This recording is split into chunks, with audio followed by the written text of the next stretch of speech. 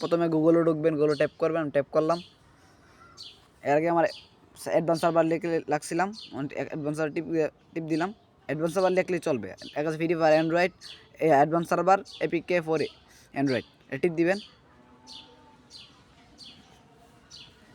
টিপ দিক লোডিং হচ্ছে, আপনারা হতে পারে নাও হতে পারে, আমার হচ্ছে লোডিং একটু অপেক্ষা করলাম।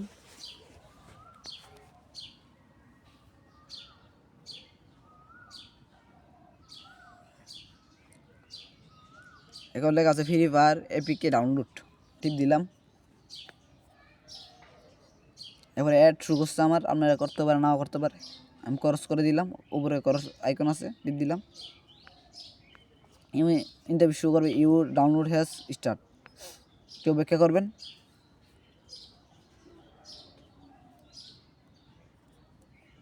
অপেক্ষার লাগে ডাউনলোড এনিওয়েজ, এটা টিপ দিবেন।